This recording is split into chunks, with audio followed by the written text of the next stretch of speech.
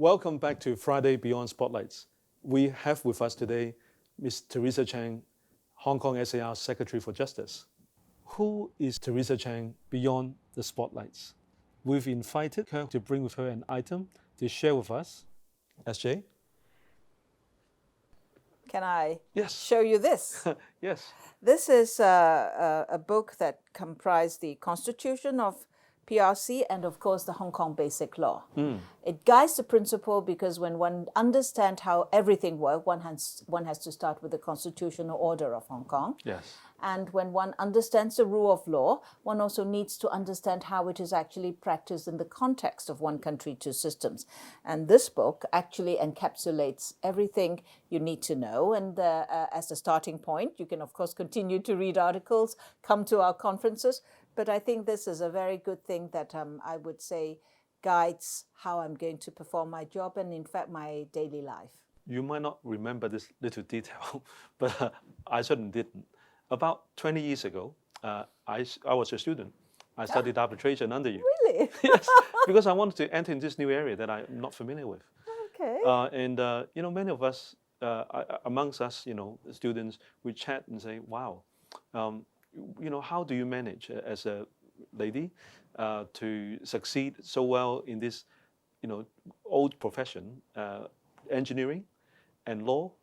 Can you share your journey? I started off as a civil engineer, and I had the opportunity to take up law whilst I was working on a construction site in the morning. I go to classes in the evening and over the sort of Easter and Christmas holidays. So it was hard work, but as everything it should be, there is some hard work that you have to put into.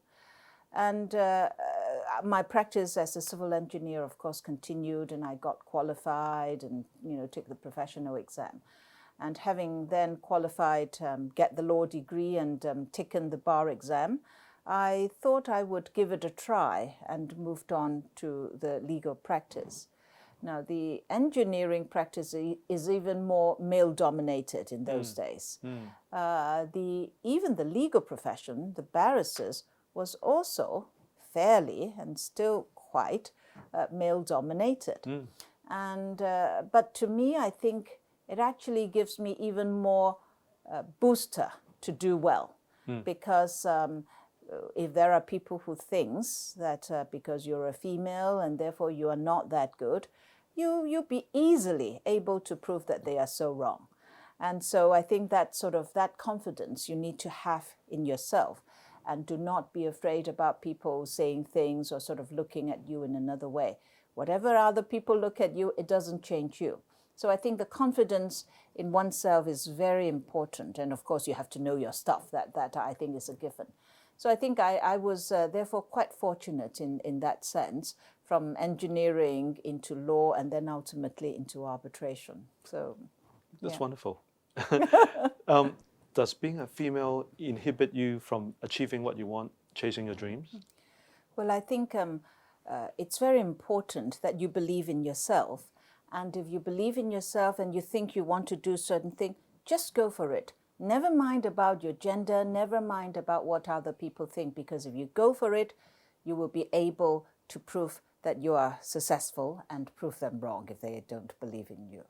What caused you to give up a very well-paid career as a leading arbitrator and barrister and jump into the hot kitchen in the government, where you earn less and perhaps you rather having clients who keep sending you gifts during Chinese New Year, people who may not see the big picture, but they have grievances generally about the government, and they release it on you.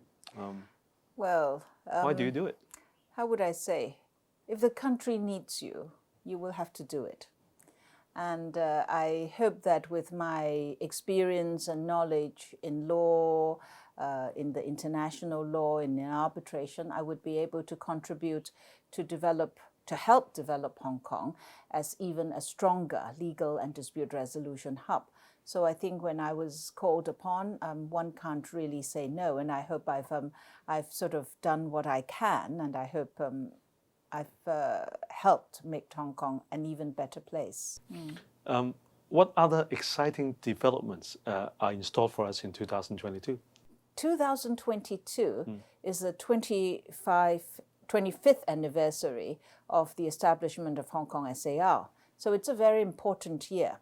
And we are doing a number of events, such as a Basic Law Conference, a National Security Law Conference, the Hong Kong Legal Week, throughout this year to actually celebrate and also to reinforce our rule of law understanding. So that is something that we're doing. We're also going to publish a book called the Basic Law Draftings and Annotations.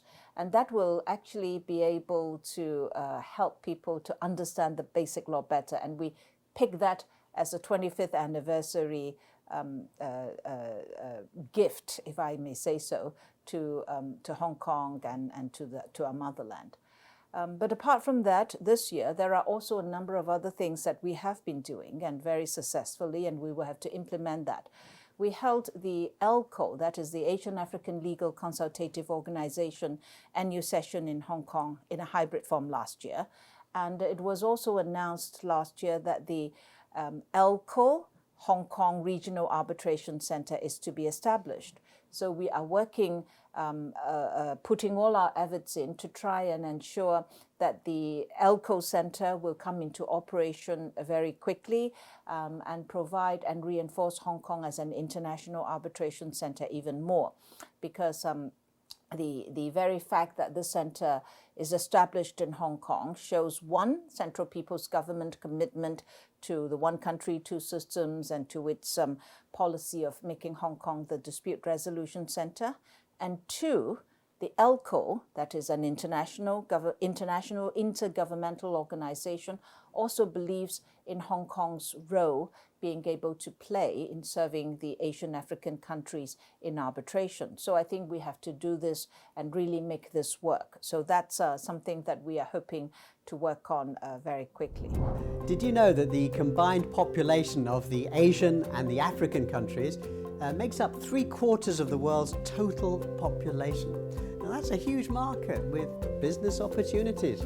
The trade volume between Africa and Asia has been increasing exponentially. The trade between Africa and China has increased by 20-fold over the past 20 years and by 40%, surpassing $140 billion in 2021. More deals mean more chance of disputes. Fortunately, the Asian African Legal Consultative Organization, the only such intergovernmental organization with currently 47 member states, it comprises almost all the major states from Asia and Africa and is setting up a regional arbitration center in Hong Kong to provide more accessible and efficient dispute settlement services to Asian and African countries. May I invite you to share some tips on how to equip the next generation? I would suggest that young people should open their eyes to see what the development of the international world and the national community is, and also at the same time to be fully aware of the developments of the motherland here in China. So for lawyers, for example, I would suggest that they take the opportunity of the arrangements of secondment with international organizations that the Department of Justice has secured, for them to go and work in these international organizations and get the international exposure. Towards the mainland, I would encourage also young lawyers to grasp the opportunity to take the Greater Bay Area exam so that they can be duly qualified and be able to practice both PRC law and Hong Kong law and be able to expand their scope of service. Thank you, SJ. May I also invite you to share your well wishes for Hong Kong? I wish Hong Kong will continue to prosper and peace and stability to stay with us forever. Let's get more personal. Oh dear. SJ, what is your favorite color? Black. Favorite ice cream flavor? Blueberry cheesecake. Ooh. Favorite drink? Single malt. A place where you bring your friend from overseas? I take them on a boat ride and then have seafood afterwards. Your favorite type of music? It depends on my mood, ranging from alternative punk and alternative rock to very soothing jazz. How do you relax? A glass of red wine, lovely music, and the sun. Last book you read? It's actually The Soul of Man Under Socialism. Proudest moments? I remember one time there was this, successful lawyer in a particular jurisdiction, female lawyer, who came forth to me after I gave a talk and said, Ms. Cheng, I decided to do what I'm doing after I heard a talk given by you some years ago. And to me, that I think I feel very proud because I'm able to help and inspire, if that's the right word, some young people. Qualities you admire about your parents? Supporting me in everything I do and in every decision I make. Your dream job? I think I very much would like to teach more. And what advice would you give to your younger self? If you see something that is right, proceed and continue to do it, and don't be afraid. Thank you, SJ. Thank you. Thank you for joining us on Friday Beyond Spotlights. Be well. Teresa Cheng is a consummate government official with an outstanding career in the academic and legal professions, along with her public service position. What an honor to witness this conversation with such an accomplished woman. Thank you for watching Friday Beyond Spotlights. Till next time, goodbye.